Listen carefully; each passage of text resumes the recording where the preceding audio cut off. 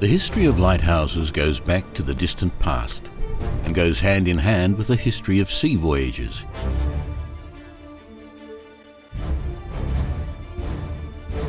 Lighthouses are not only signal towers. Sailors saw in them a friend's kind eye, light wafting from the windows of their homes and reminding them of homecoming, giving them hope that the endless voyage would soon be over, a feeling that danger was already past.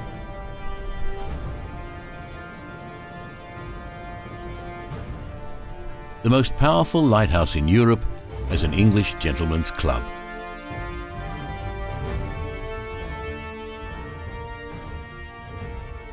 Although France was behind the rest of Europe regarding construction of lighthouses, at present its seashore belongs to the best lit and monitored ones of the whole continent.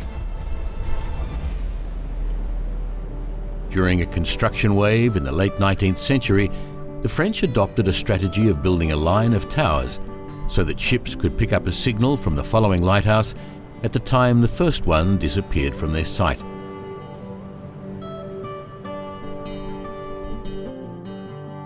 Along the French coast, thousands of towers are situated. 120 of them are located on the Breton peninsula of Finestre, the first piece of land that can be spotted by a ship sailing from America.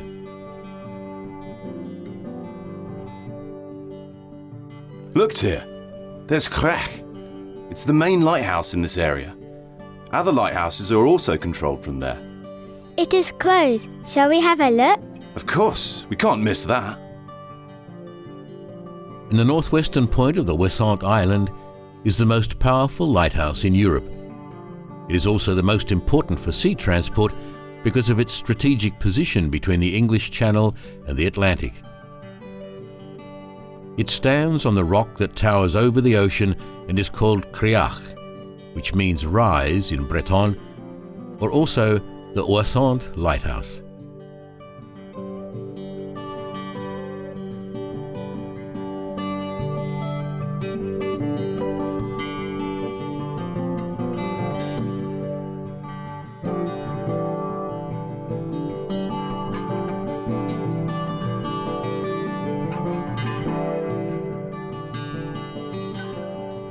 Come on, Daddy, I like this way the most, when I get a ride and don't have to walk on foot. This is hard work.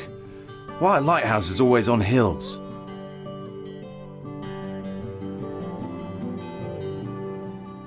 Daddy, it is a tall tower. Why is it so tall? It is a lighthouse. It must be tall, so that it can be seen from long distances, so that the ships know where to go when it's blinking at night. The imposing 55-metre-high tower was built in 1863 to protect ships sailing in this locality. The volume of local traffic was constantly growing due to the development of overseas colonies.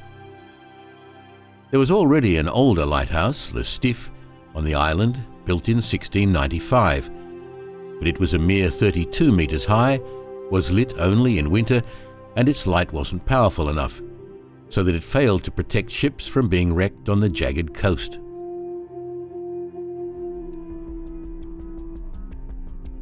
The height where the Créach Lighthouse is located lies in front of a passage full of dangerous razor-sharp rocks.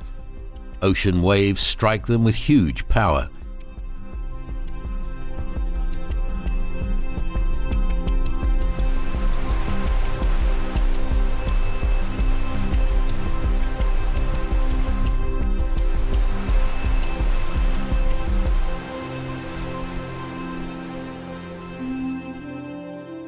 It's estimated that at least 30,000 ships sailed close by the Ouessant Island from the beginning of the 20th century.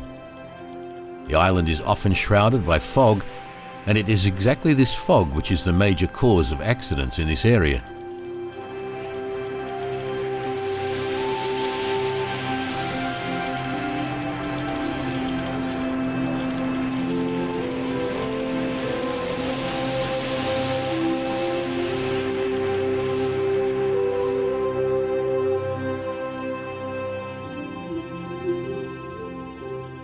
The Créach Lighthouse has a cylindrical tower with black and white stripes and an iron lamp at the top.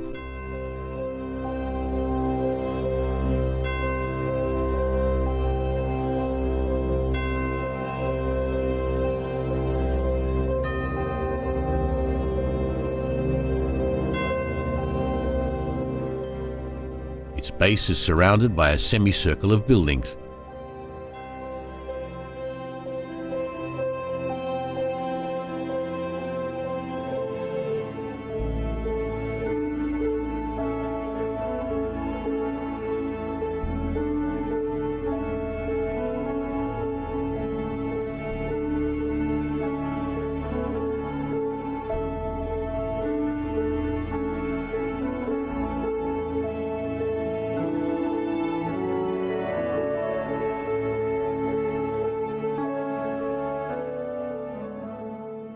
So many stairs. Are we there yet? No, not yet. But even from here, the view is beautiful. The simple linear external appearance of the lighthouse is in heavy contrast to its interior. All the walls are wood-panelled, and the ceiling above a winding staircase is decorated with a windrose made also from multicoloured wood. It results in a luxurious and hearty atmosphere reminiscent of an English gentleman's club. The French sense of beauty found its way, in this case, even into the inside of the lighthouse, a building that we imagine, because of our stereotypes, as an embodiment of deprivation and plainness. In the course of the following 40 years, it was modernised in several phases. 3 optical systems were changed, and thanks to them, the visibility of its light was doubled to 59 kilometres.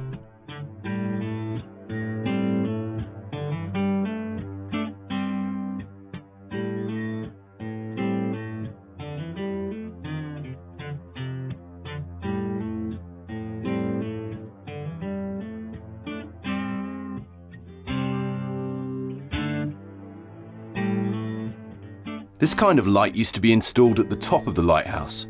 And they had to turn the switch on and off in order to make the lighthouse blink? No, it was on all the time. The blinking was because it was turning around, or there was a shade turning around it. In local weather conditions, audible fog signals are very important as well. In 1900, a modern horn was installed in the lighthouse. In 1912, it was replaced by a bell.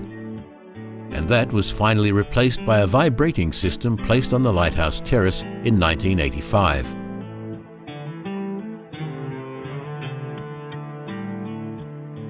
Well, now we are on top. Yes, we're on top. Look, can you see the rocks along the shore? The lighthouse is on at night, so that the ships don't crash into these rocks. Powerful Fresnel lenses in the light of the lighthouse are encircled with glass windows covered by a metal lattice that protects the light against raging elements.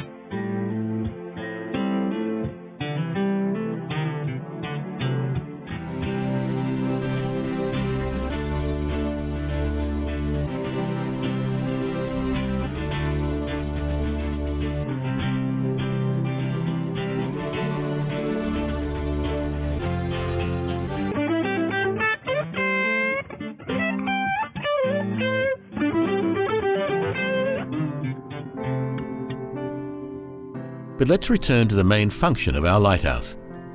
It used a xenon bulb having a lifespan of 5,000 hours for signalling. Later, xenon lamps were abandoned, and now the light is fitted with a halogen lamp with the power of 2 kilowatts. The halogen lamp is always tested thoroughly before it is fitted.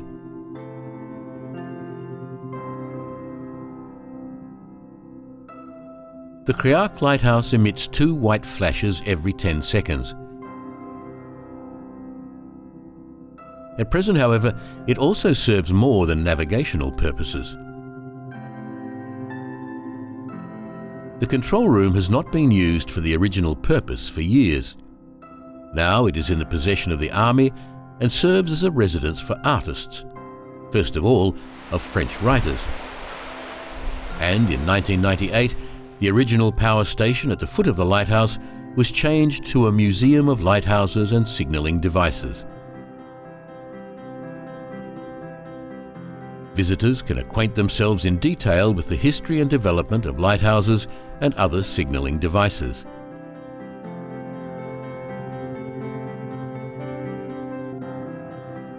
The museum boasts the largest collection of Fresnel lenses in the whole of Europe, and we can even find lenses from Le Cordouan lighthouse here.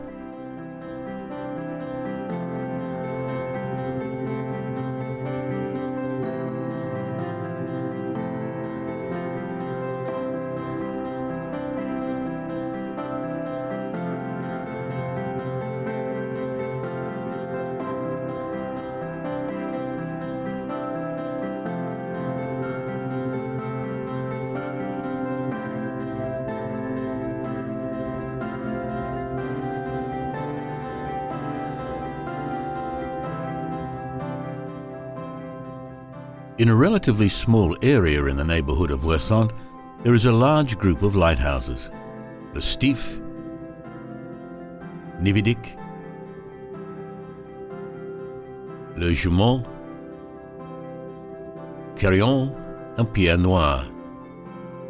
Those and even some other rather more distant lighthouses are controlled and monitored just from the Créach lighthouse.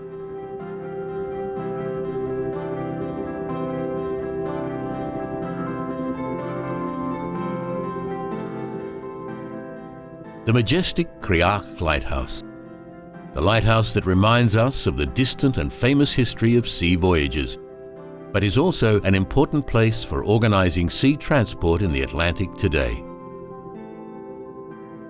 Jacob and Tia were amazed by Créach, but our compass is telling us that it's high time to continue our journey.